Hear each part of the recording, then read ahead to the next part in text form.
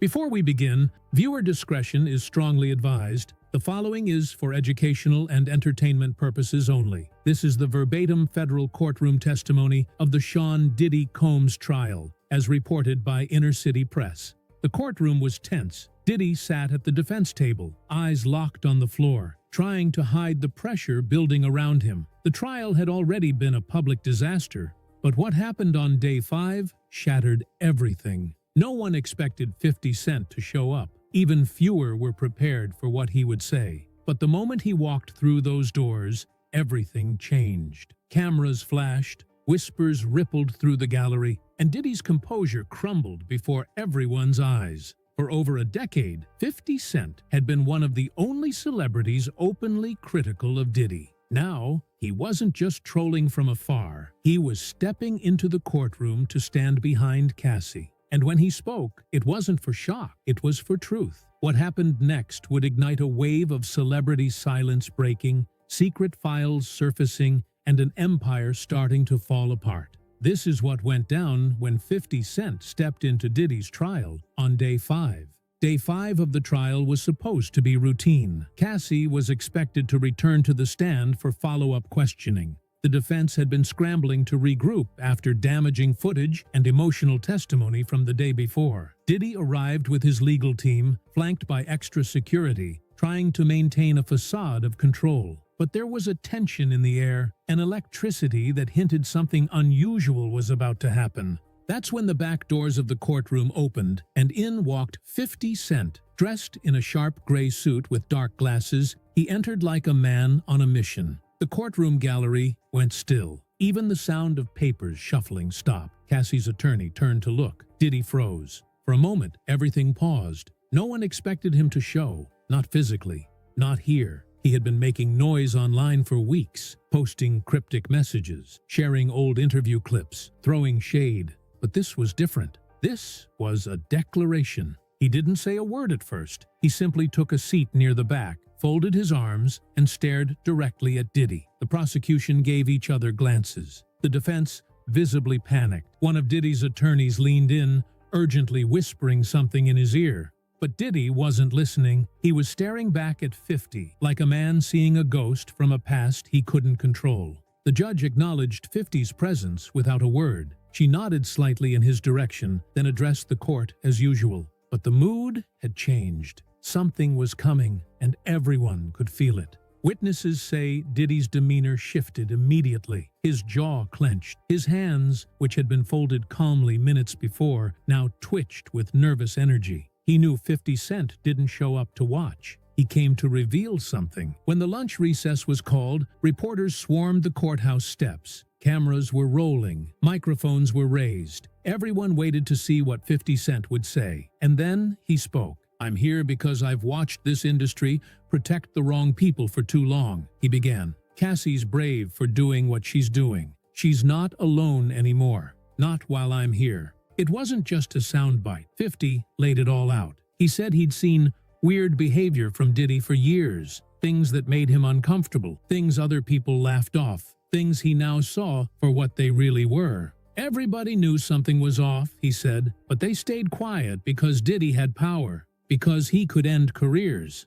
He confirmed that he had been working with Cassie's legal team behind the scenes, providing documentation, old photos, phone records, even a statement from a former bodyguard who claimed to have witnessed disturbing scenes at Diddy's private parties. 50 said he was tired of the silence, tired of being labeled crazy for calling out what others refused to. Then came the real bombshell. He announced he was funding an independent investigation, hiring private investigators to dig into Diddy's history. Not for clicks, he said, but because too many people have been hurt and too many people are still scared. Cassie's team released a brief statement thanking 50 for his support, courage, and belief in truth. Diddy's lawyers, meanwhile, called the appearance a media stunt and tried to downplay its impact, but they were clearly rattled. Back in the courtroom, the tension was heavier than ever. Diddy wouldn't make eye contact with the gallery. His fingers tapped the table. His breathing grew heavier. 50 sat silently, arms crossed, watching.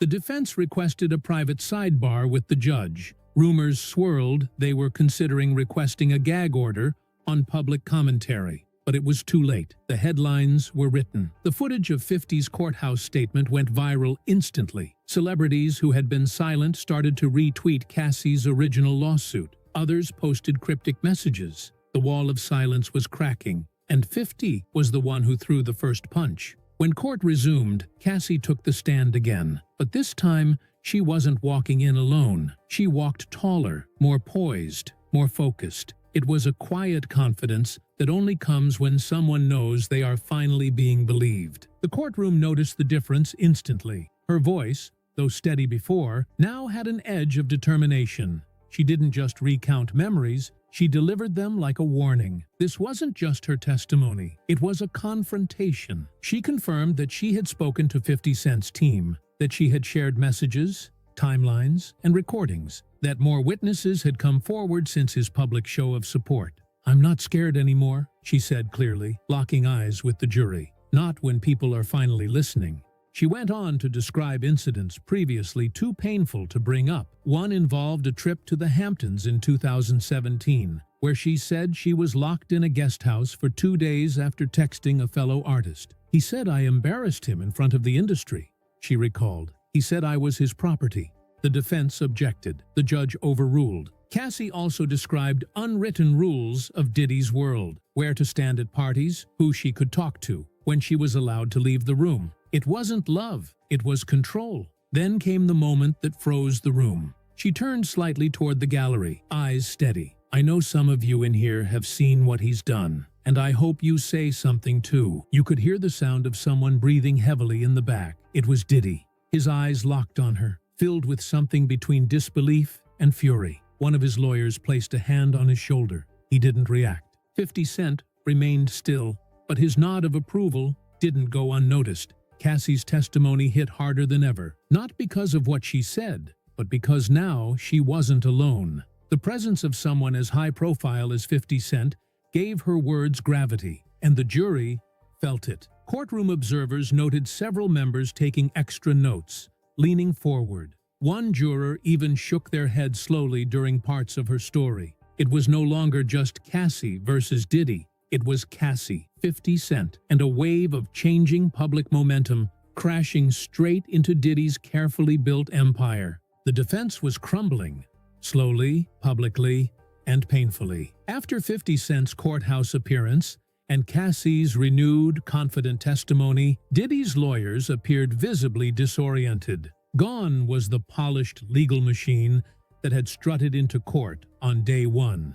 In its place was a team scrambling to revise a strategy that had been built entirely on controlling the narrative and portraying Diddy as calm, professional, and misunderstood. Court insiders revealed that overnight, the defense held an emergency strategy session in their hotel, reportedly lasting until nearly 4 a.m. According to leaked notes, they were debating whether to keep denying everything outright or pivot to an emotional appeal, one that painted Diddy as a product of his environment, a flawed man who made mistakes but didn't deserve public crucifixion. It was a dramatic departure from the total innocence argument they had originally pursued. That morning, the prosecution capitalized on the chaos. They submitted a motion to introduce additional testimony from 2 new witnesses, former employees who claimed to have direct knowledge of events Cassie mentioned in her testimony. One was a former tour manager who said he once witnessed Diddy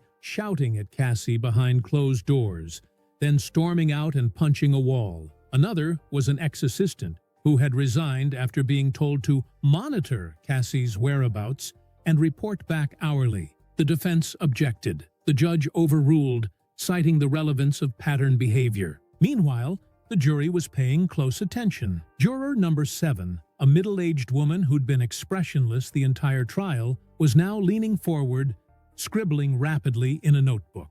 Juror 11, a young man who'd been distracted in earlier sessions, didn't take his eyes off the witness stand. Diddy himself seemed to be fraying. He stopped taking notes. He started whispering, then muttering to his attorneys. At one point, a court sketch artist caught him with his head in his hands. This was not the same man who had once ruled the music industry. This was someone watching control slip through his fingers. Outside the courtroom, The fallout was immediate and massive. Clips of 50 Cent's courthouse statement exploded across Instagram, TikTok, and X. In less than 12 hours, over 60 million people had seen footage of him backing Cassie and calling the entire industry complicit in protecting men like Diddy. For years, celebrity circles had tiptoed around Diddy's name. The whispers were constant, but no one spoke publicly. Now, the floodgates opened. Usher, once Diddy's protege, quietly unfollowed him on Instagram that afternoon. Mary J. Blige, another longtime collaborator, removed every image of them together from her grid. Justin Bieber went further. He deleted multiple posts praising Diddy and released a cryptic story that read, "Sometimes we learn too late who people really are."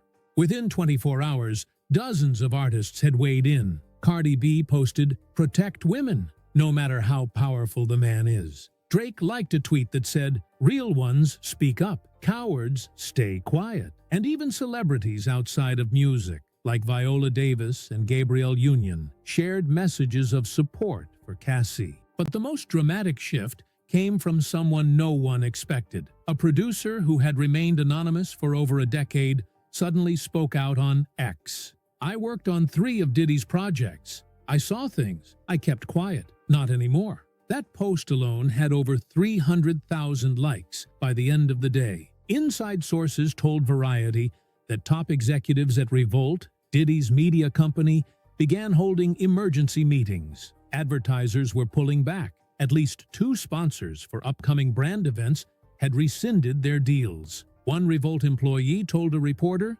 "People are jumping ship. Nobody wants to be the last one standing next to him when this all comes down." And through all this, 50 Cent kept posting. Each message was calculated. One showed an image of him and Cassie backstage at an award show years ago, captioned, "You always deserved better." Another post read simply, "Day 5. It starts here." The message was clear. He wasn't done. Back in court, Cassie's return to the stand was nothing short of devastating. It was her second time up that week, but this time she didn't just speak about what happened to her. She laid bare the system that enabled it.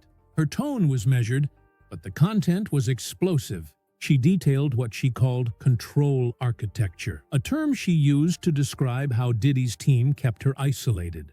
According to Cassie, her calendar was managed down to the hour. She wasn't allowed to book her own travel. If she was seen speaking to another man in the music industry, someone from Diddy's circle would pull her aside and remind her, "Who made you?" She referenced one incident from 2016, where she said Diddy allegedly slapped a phone out of her hand after she laughed at another artist's joke during a backstage moment at an award show. He said I was embarrassing him, that I didn't know how to act, that I needed to learn respect. And then came the moment that shifted the jury's mood entirely. Cassie introduced an old audio recording, played through the court's sound system with the judge's approval.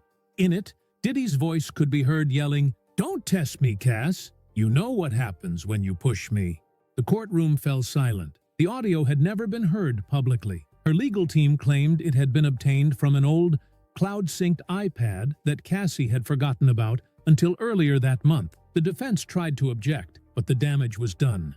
Diddy's face turned pale. One of his lawyers leaned in and whispered, but he didn't respond. Another courtroom sketch artist captured the exact moment he dropped his pen and stared blankly at the audio player like it had betrayed him. By the time court adjourned that day, even Diddy's staunchest supporters in the gallery looked uneasy. His public image, cool, composed, in control, had officially imploded. Cassie's second day on the stand proved what everyone was now starting to understand. This trial wasn't just about a single relationship. It was about what happens when unchecked power meets silence. Day 5 was already tense before it even began. The media was buzzing about Justin Bieber's cryptic online comments the night before, and the building was surrounded by security, like something historic was about to go down. Nobody quite knew what, but then, without warning, at 10:13 a.m., everything changed. That's when 50 Cent walked into the courtroom,